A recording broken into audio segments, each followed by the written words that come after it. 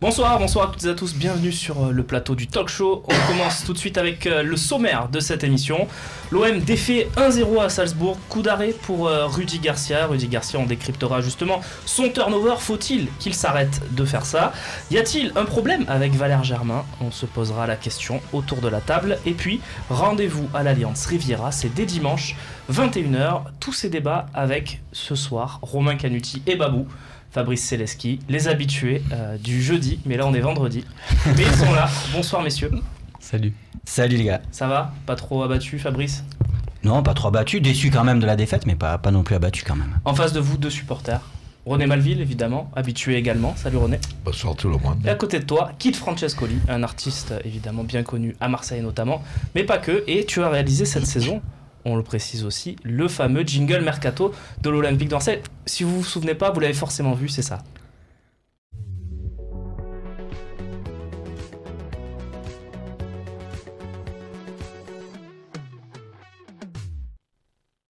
Voilà, je crois que ça se passe de commentaires, c'est du talent quoi. Petite musique. Moi c'était très agréable de faire ça, en plus ça a accompagné une recrue, donc c'est toujours une bonne nouvelle en fait, toujours quelque chose d'excitant. Ouais, Attends, c'est vrai qu'il a plaisir pour les départs. Tu dis ça, imagine ils avaient pris ta musique à l'époque, Mamadou Samassa, tu vois dans l'ombre.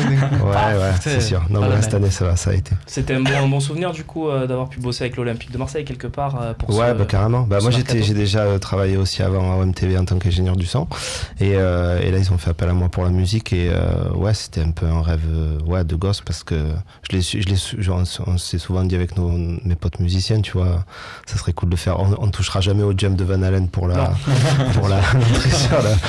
sur le stade, mais après après ce genre de musique c'est très agréable à faire. Il faisait partie de l'équipe, la grande équipe qui faisait l'émission L'Apéro avec l'OMTV dans mon bar. Ça va rappeler des bons souvenirs à certains.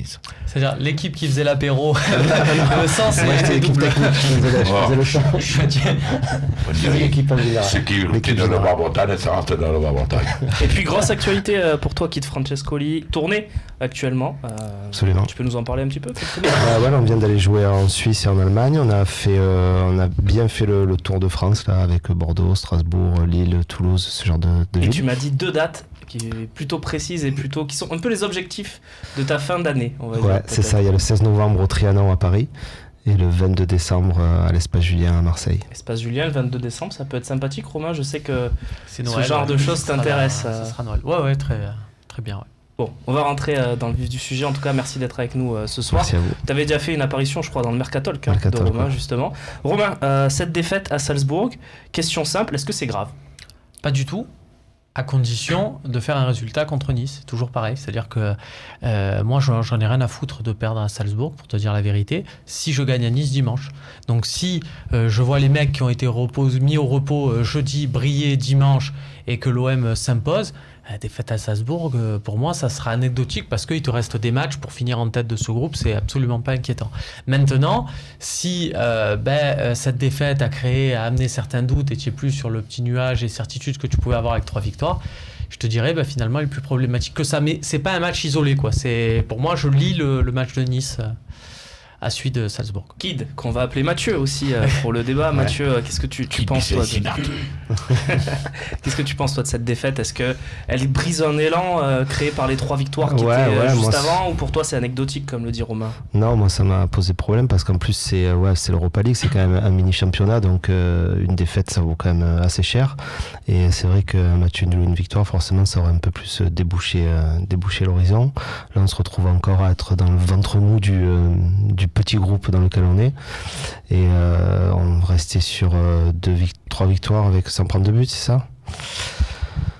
Ouais, là, une défaite, non, c'est jamais anecdotique, une défaite, en fait. Non, c'est pas. À partir du moment où c'est la compétition, non, je l'ai un peu mal vécu hier soir. Fabrice, quel est ton avis? Est-ce que tu as un avis différent de Romain, différent de Mathieu? Quelle est ta position, toi, sur cette défaite? Est-ce que c'est grave? Non, mais je pense que nos avis, ils sont pas si différents que ça, et même s'il y a quelques petites différences, mais moi, la défaite, oui, ça m'embête, effectivement, ça m'embête d'avoir perdu, parce que sur l'ensemble de ce match, quand tu vois le déroulement, tu te dis que peut-être on aurait pu prétendre à autre chose si on n'avait pas fait quelques erreurs qui auraient pu nous coûter cher avant. où on a eu la chance de pas encaisser de but, notamment sur les petites bévues de Pelé par exemple, mais de prendre ce but un peu bête comme à FIFA presque avec le petit centre en retrait qui va bien quoi. C'est rageant. Par contre après je trouve pas ça non plus dramatique. Moi, je suis satisfait par contre que certains joueurs aient eu du temps de jeu parce que depuis le début, on le réclame. Un certain Bouba Kamara, par exemple, il lui faut ces matchs-là et je suis content qu'il ait pu jouer dans ces matchs-là parce que c'est par là que petit à petit, il va intégrer l'équipe et qu'il va devenir peut-être un titulaire. Et il a besoin de ce genre de match. Lui, Maxime Lopez, on fera le point sur le turnover tout à l'heure. René, pour finir, est-ce que c'est grave? Est-ce que ça n'est pas grave? Tiens, on est lendemain de défaite. Est-ce que ça va, Néné? Nous demande Aubin Lacroix. Dédicace à ta minute de la dernière fois, évidemment. Cette phrase, non, la fois d'avant. Ouais, la fois d'avant. Contre Monaco. Non, mais voilà, moi dire c'est pas grave, il est défaite, si c'est grave. Toute défaite est grave. Et notamment une défaite hier contre cette équipe qui était quand même à te porter sur le papier. Alors moi je dis, quand on me dit ah ça va, c'est pas grave, si c'est grave. Moi, quand je perds, c'est grave, voilà. Ouais.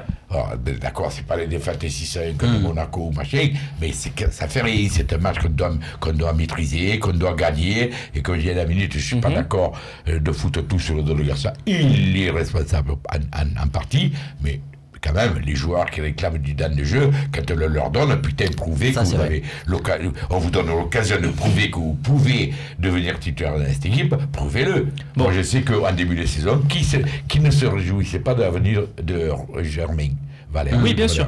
Alors, qui se réjouissait pas du contrat de Camara. Je te redonne la parole. Et hier, ils sont tous à jeter, il faut tous les jeter. Ça me glace. Je te redonne la parole. Tu parles du turnover, je te propose d'y passer, c'est de la deuxième partie de cette émission.